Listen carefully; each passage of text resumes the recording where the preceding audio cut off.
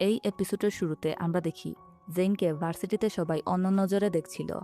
Zain নিজের মাঝে বলতে থাকে যে তারা কি আমাকে ভয় পাচ্ছে, নাকি আমার প্রতি তাদের রাগের কারণে এরকম করছে। তারা কি আসলে আমাকে দিয়ে বিরক্ত, আর আমি কি এ ধরনের আচরণ ডিজার্ভ করি। ফ্ল্যাশব্যাকে আমাদের জেইনের সাথে হয়ে যাওয়া আগের সব ঘটনাগুলোর ফ্ল্যাশব্যাক দেখানো হয়। মানে এই এপিসোডের শুরুতে শুধু আগের ঘটনাগুলোর সিনই দেখানো হয়, আর এই সিনগুলো বেশ কয়েক মিনিট ছিল। তারপর মেইন পর্ব আসে, যেখানে জেইন আর সুপ্রিমো একসঙ্গে গার্ডেন এরিয়াতে ছিল। জেইন বলে জ্ঞান ফেরার পর থেকে পুরো ক্যাম্পাস যেন তাকে অন্য নজরে দেখছে। হয়তো তার কারণে সুপ্রিমোর এই অবস্থা হয়েছে, সেজন্য তাই সে সুপ্রিমোর কাছে ক্ষমা চায়। কিন্তু সুপ্রিমো তাকে শান্ত করে আর বলে যা হয়েছে তার জন্য আসলে সে নিজেকে দোষী যাতে মনে না করে। যদি ক্ষমা চাইলেও অতীত বদলানো সম্ভব না। অন্যদিকে জেইন খেয়াল করে ক্যাম্পাসের সব স্টুডেন্ট তাকে এড়িয়ে চলছে। তখন সুপ্রিমো কারণ হিসাবে জানায় যে আসলে তারা এখন তাকে কুইন হিসাবে সম্মান দেখাচ্ছে। এরপর সুপ্রিমো আরও বলে জেনের উপর হামলার পর পুরো ক্যাম্পাসে সিকিউরিটি দ্বিগুণ করে দেওয়া হয়েছে। শুধু তাই নয়, যারা জেনকে আঘাত করেছিল তাদের সবাইকে কঠিন শাস্তিও দেওয়া হচ্ছে। কিন্তু কী ধরনের ভয়ঙ্কর শাস্তি দেওয়া হচ্ছে তা সুপ্রিমো জেনকে বুঝতে দেয়নি, কারণ সেই নিষ্ঠুর কথাগুলো শুনলে জেন হয়তোবা ভেঙে পড়বে। সুপ্রিমো এই সিদ্ধান্ত নিয়েছে শুধু তাকে নিরাপদ রাখার জন্য, যাতে ভবিষ্যতে কেউ সহজে তার গায়ে হাত তুলতে না পারে। সে আরও বলে অন্যদিকে নতুন কিং হিসাবে ম্যাথিউকে ঘোষণা করা হয়েছে। এই নিউজ শুনে জেইনের মুখে আলাদা একটা স্মাইল ফুটে ওঠে। সে ম্যাথিউর সঙ্গে দেখা করার জন্য যেতে চাইলে সুপ্রিমো তাকে আটকায় আর বলে না যাওয়ার জন্য, কিন্তু জেইন বলে সে তার বেস্ট ফ্রেন্ড, আর এখন যেহেতু সে কুইন সে তার ইচ্ছা মতো যে কোনো কিছু করতে পারবে। কিন্তু সুপ্রিমো তাকে ক্লিয়ারলি বলে তার হাতে এই পাওয়ার আছে যে সে চাইলে এই টাইটেল আবার সরাতে পারে। জেইন বলে ম্যাথিউ এমন একজন যে আমার প্রথম ক্রাশ, কিন্তু সুপ্রিমো বলে তোমার উচিত আমাকে ভালোবাসা। জেইন মজা করে বলে যে তুমি কি শিওর। তখন সুপ্রিমো বলে এরকম কেন করছো। ঠিক তখনই সেখানে হঠাৎ অ্যাঞ্জেলিকার চিৎকারের শব্দ শোনা যায়। জেইন দেখে অ্যাঞ্জেলিকার উপর নিকি খুব নির্মমভাবে অত্যাচার করছে। অ্যাঞ্জেলিকা তাদের কাছে সাহায্য চায় তাকে বাঁচানোর জন্য, কিন্তু সুপ্রিমো বলে এটা তার অর্ডার আর সে এর বিরুদ্ধে যেতে পারবে না। সবচেয়ে ভয়ঙ্কর ব্যাপার হলো অ্যাঞ্জেলিকার শরীরে যে পেরেক ব্যবহার করা হয়েছে তাতে বিষ পর্যন্ত লাগানো হয়নি, যাতে সে সহজে মরতে না পারে। অ্যাঞ্জেলিকার এই করুণ অবস্থা দেখে জেইনের খারাপ লাগা শুরু করে। জেইন সুপ্রিমোর কাছে কাঁদতে থাকে, দয়া ভিক্ষা চায়, কিন্তু সুপ্রিমোর চোখে কোনো মায়া দেখা যায় না। এই দৃশ্য দেখে জেইন পুরোপুরি ভেঙে পড়ে। সে বুঝতে পারে যে তাকে রক্ষা করতে গিয়ে সুপ্রিমো ধীরে ধীরে আরও নিষ্ঠুর হয়ে উঠেছে। নিকি সেখান থেকে অ্যাঞ্জেলিকাকে টেনে হিচড়ে নিয়ে চলে যায়। জানি না তার সঙ্গে কি হয়। তারপর জেইন সুপ্রিমোর সঙ্গে রাগ করে সেখান থেকে চলে যায়। সে এসএসডির অফিসে গেলে টিচার কেত তাকে একটা ফাইল আনার জন্য বলেন। সে ফাইল আনতে একটা স্টক রুমে যায়। তখন সেখানে অ্যাঞ্জেলিকা চলে আসে আর বলে এখন তো তুমি খুশি তাই না, নতুন এসেছ আর এত সব কিছু করে ফেলেছ। তারপর সে জেইনের গলার নিচে একটি চাকু ধরে আর বলে এখনও কি তুমি সুপ্রিমোর সঙ্গে থাকতে চাও। তোমার প্রতি সে দুর্বল আর তুমি তাকে আরও বেশি দুর্বল করছো। তুমি তার জন্য বুঝা। জেইন বলে আমি জানি, আর জুড়ে করে অ্যাঞ্জেলিকাকে ধাক্কা দেয় আর তাকে বলে এসব কিছু করে তুমি কি খুশি হচ্ছ। যদি সুপ্রিমোর খারাপ সময় আসে তাহলে আমারও খারাপ সময় আসবে। অ্যাঞ্জেলিকা পাল্টা চাকু ধরে আর বলে সব তোমার ভুলের কারণে হয়েছে, আর এখন তোমরা দুইজনই খারাপ সময় পার করবে। জেইনও উল্টা রাগ দেখিয়ে বলে তোমার কি মনে হয় আমি কি তাকে আমার জন্য পড়তে বলেছি। এসব কিছু শুধুমাত্র একটা দুর্ঘটনার মতো হয়ে গেছে। রাগে ক্ষোভে অ্যাঞ্জেলিকা জেইনকে ধাক্কা দিয়ে সেই রুমে রেখে চলে যায় আর বাইরে থেকে দরজা লক করে দিয়ে যায় আর বলে যদি এখান থেকে তুমি বের হতে না পারো তাহলে ভিতরেই মারা যাবে। আর সে বলে সুপ্রিমোকে বাঁচানোর জন্য সে যা ইচ্ছা তাই করতে পারবে। জেইন অ্যাঞ্জেলিকাকে এমনটা করতে মানা করছিল, কিন্তু অ্যাঞ্জেলিকা কোনো পাত্তা দেয় না আর তাকে সেই অবস্থাতেই রেখে চলে যায়। ভিতরে জেইন চিৎকার করতে থাকে অ্যাঞ্জেলিকা অ্যাঞ্জেলিকা বলে আর বলে দরজা খোলার জন্য। তার কিছুক্ষণ পর জেইন নীরব হয়ে সেই রুমে এক জায়গায় বসে আর বলে দিনের আলো থেকে তার জন্য রাতের অন্ধকারই ভালো, কারণ এতে সে নিজেকে দুর্বল অনুভব করতে পারে এবং ইচ্ছামতো কান্নাও করতে পারে। দিনের আলোতে আমাদেরকে স্ট্রং থাকতে হয়, আর বলে তার প্রয়োজন রিয়েলিটি ফেস করা। তখন আবার আমরা ফ্ল্যাশব্যাকের কিছু সিন দেখি, যেখানে আমরা দেখি নিকি ওয়াশরুমে সেই দিন জেইনের উপর অ্যাটাক করেছিল। আবার কেত এবং অনিল সুপ্রিমোকে বুঝাচ্ছিল যে জেইনের কাছ থেকে দূরে থাকার জন্য, তার ইমোশন কন্ট্রোল করার জন্য। আমরা দেখি সেখানে সুপ্রিমো পাগলের মতো আসে, তালা খুলে আর ভিতরে গিয়ে জেইনকে উদ্ধার করে আর বলে জেইন তুমি কি ঠিক আছো, তোমার সঙ্গে এসব কে করেছে। জেইন কিছুই বলে না, শুধু তার দিকে তাকিয়েছিল। সে বলে চাইলে তুমি পরেও বলতে পারো, চলো ক্লিনিকে যাই। তখন সে জেইনকে সাহায্য করে দাঁড়ানোর জন্য আমরা দেখি সেই দরজার সামনে ম্যাথিউ এসে দাঁড়ায়। ম্যাথিউকে দেখা মাত্রই জেইন দৌড়ে তার কাছে যায়, তাকে জড়িয়ে ধরে একটু ইমোশনাল হয়। আর সুপ্রিমো দাঁড়িয়ে সেখানে দেখছিল। ম্যাথিউ সুপ্রিমোর দিকে একটা লুক দেয়। তারপর জেইন ম্যাথিউকে সাপোর্ট করে আর তাকে নিয়ে ক্লিনিকে যাচ্ছিল। সুপ্রিমো সেই প্যাসেজে দাঁড়িয়ে তাদের যাওয়া দেখছিল। আমরা দেখি একসময় হঠাৎ জেইন সুপ্রিমোর সঙ্গে আগের কাটানো সময়গুলো মনে করে আর কি জানি বুঝে সেখান থেকে দৌড়ে আবার সুপ্রিমোর কাছে চলে যায়। সুপ্রিমোও তাকে জড়িয়ে ধরে। মানে এই ড্রামা যে আমি কত ধৈর্য নিয়ে এক্সপ্লেন করতেছি একমাত্র আমিই জানি। এর এন্ডিং সম্পর্কে যদি কারোর আইডিয়া থাকে তাহলে অবশ্যই কমেন্টে জানাবেন। জেইন সুপ্রিমোকে জড়িয়ে ধরে বলে যে সে আর ফাইট করতে পারছে না। সুপ্রিমো তাকে সান্ত্বনা দিয়ে বলে যে আর ফাইট করার দরকারও নেই। তারপর আমরা দেখি ম্যাথিউ, যে কিনা দাঁড়িয়ে তাদের এই মোমেন্ট দেখছিল আর অতীতে হয়ে যাওয়া কিছু মুহূর্ত মনে করে, যেখানে সে জেইনকে বলেছিল যে সে জেইনের পাশে সবসময় থাকবে। তাকে প্রমিস করে বলে যে আমি কখনোই তোমাকে ছাড়ব না। সবকিছু মনে করে আর সে সেই জায়গা থেকে চলে যায়। আমরা দেখি ইউনিভার্সিটির ক্যাম্পাসে জেইন আর সুপ্রিমো একজন আরেকজনের হাত ধরে হাঁটছিল। ক্যাম্পাসের বাকি স্টুডেন্টরা তাদের দেখছিল। তারপর আমরা দেখি ভেনেসা আর মিয়া জেইনের কাছে আসে আর তাকে এই বিষয়ে টিস করা শুরু করে। কিন্তু জেইন তেমন কিছুই একটা বলে না, শুধু স্মাইল করছিল। তারপর সেখানে সুপ্রিমো তার সামনে আসলে সে ব্লাশ করে, যেটা দেখে পরবর্তীতে মিয়া এবং ভেনিসা তাকে আবার টিস করছিল। এরপর জেইনের দেখা হয় জেরম আর দেবের সঙ্গে। বাকি ফ্রেন্ডরাও ছিল যারা কিনা তাকে নিয়ে মজা শুরু করে। সবাই কিনা জেইনের একটা সিক্রেট জানে, শুধু জেইন নিজেই সেটা জানতো না। তারপর আমরা দেখি রুকসেইনকে, যাকে কিনা সবাই টার্গেট করছে। আর সে কোনোভাবে হুডি পরে লুকিয়ে লুকিয়ে নিজের প্রাণ বাঁচাচ্ছিল, যেটা কিনা জেইনও লক্ষ্য করে। তখন জেইন ছাদের মধ্যে দাঁড়িয়েছিল, তার সামনে হয় এসে দাঁড়ায়।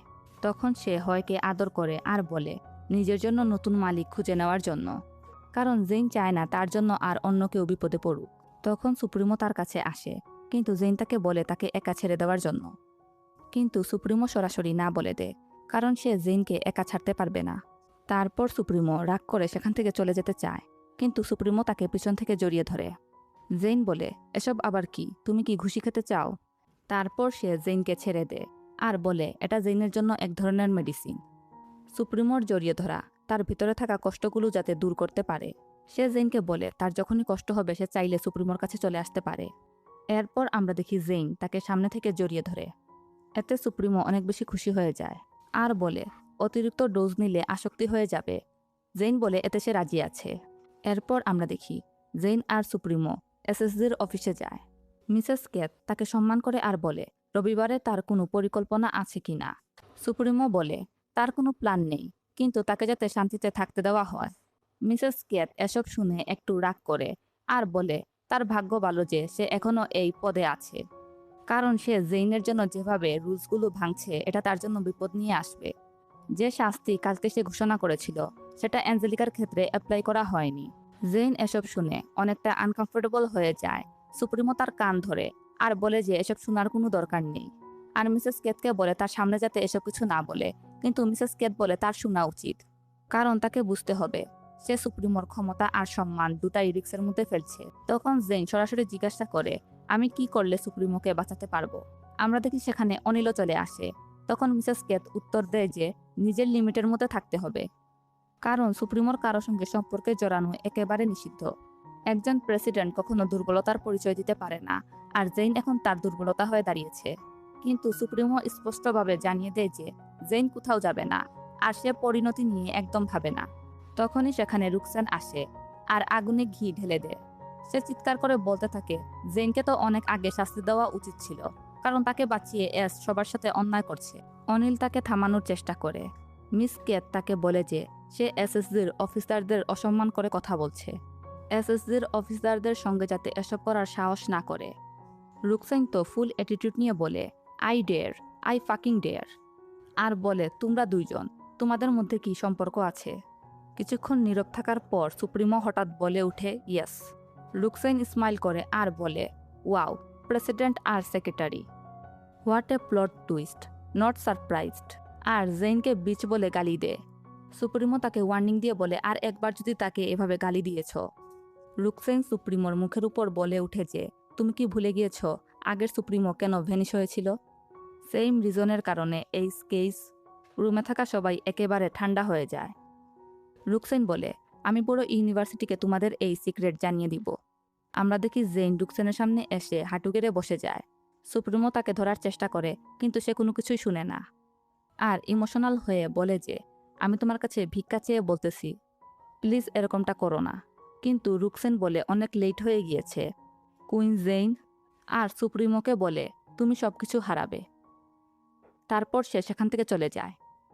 সুপ্রিমো জেইনকে নিয়ে লাইব্রেরিতে যায় আর তাকে বোঝানোর চেষ্টা করে।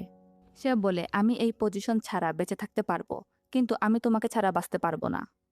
জেইন বলে, হ্যাঁ তুমি পারবে, এতদিন যেভাবে জীবিত ছিলে। সুপ্রিমো বলে, হ্যাঁ আমি জীবিত ছিলাম, কিন্তু আমি জীবনযাপন করছিলাম না। মানে সে অনেকদিন থেকেই এখানে জীবনযাপন করছে, কিন্তু কোনো সময় নিজেকে জীবিত মনে করেনি। জেইন আসার পর সে সেই অনুভূতিটা পেয়েছে।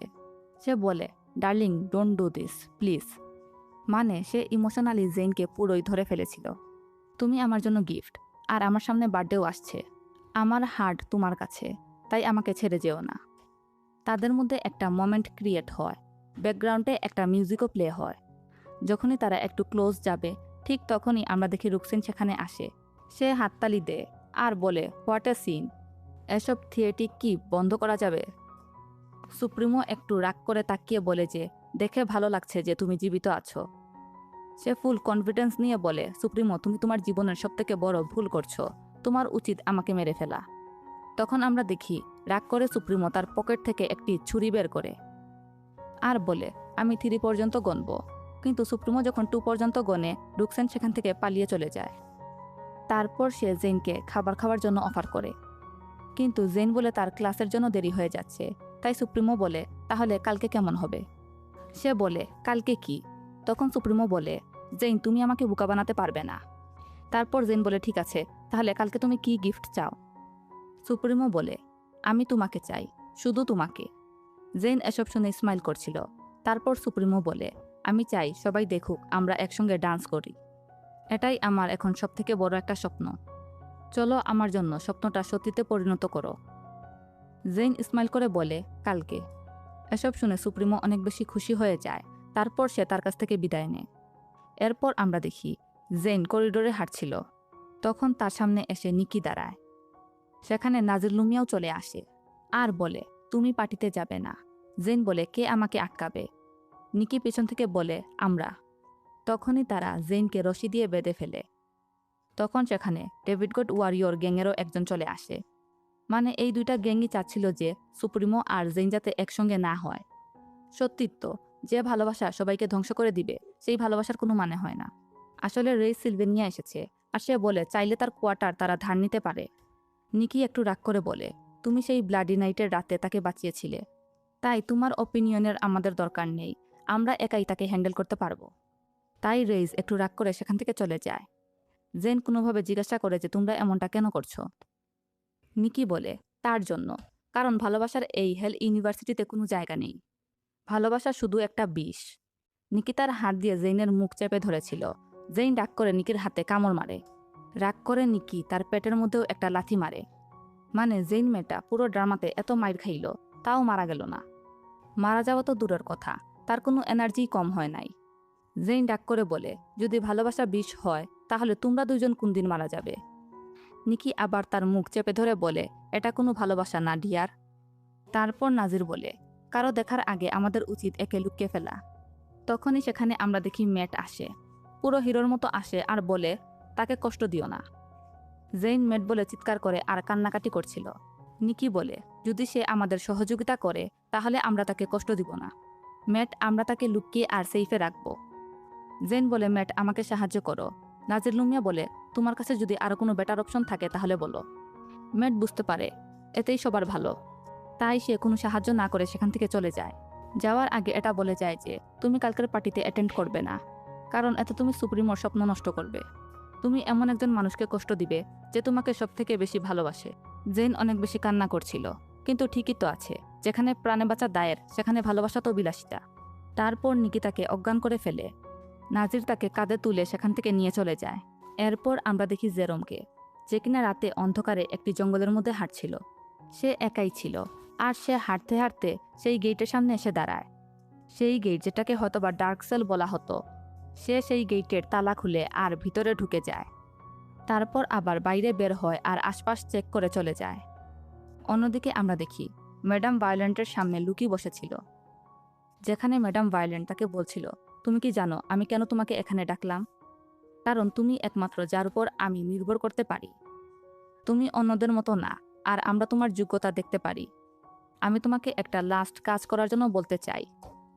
একটা যুদ্ধ তাড়াতাড়ি সংঘটিত হবে, আর আমি চাই এই বিষয়ে যাতে কোনো গ্যাং জানতে না পারে। আর তোমাকে এই বিষয়ে শিওর করতে হবে তারা যাতে এই বিষয়ে না জানতে পারে।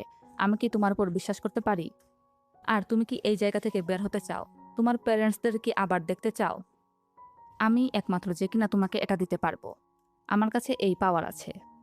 তাকে শুনতে শুনতে এক পর্যায়ে লুকি বলে উঠে, আপনি সঠিক মানুষকে চুজ করেছেন ম্যাডাম ভায়োলেন্ট। আর একটা রহস্যময় স্মাইল দে। নেক্সট এপিসোডে আমরা দেখব জেইন নাজিরকে বলে সে আমার জন্য অপেক্ষা করছে। নাজির বলে এটা দুজনের জন্য ভালো হবে যদি তুমি পার্টিতে না যাও।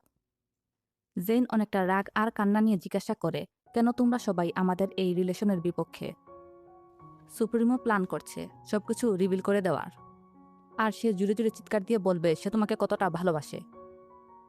অন্যদিকে মিসেস ভায়োলেন্ট তার অফিসে সুপ্রিমোকে বলে, তুমি রুলস জানো। এসএসসির প্রেসিডেন্ট কারো সঙ্গে ইনভলভ হতে পারবে না। কারো জন্য কোনো ফিলিংস থাকা এই জায়গায় কারো জন্য ভালো কোনো কিছু নিয়ে আসবে না। এটা শুধু একজনকে দুর্বল করবে। অন্যদিকে আমরা দেখি জেইন ম্যাটের সঙ্গে কথা বলছিল। সে বলছিল আমি তোমার জন্য অন্য একজন খুঁজে বের করব।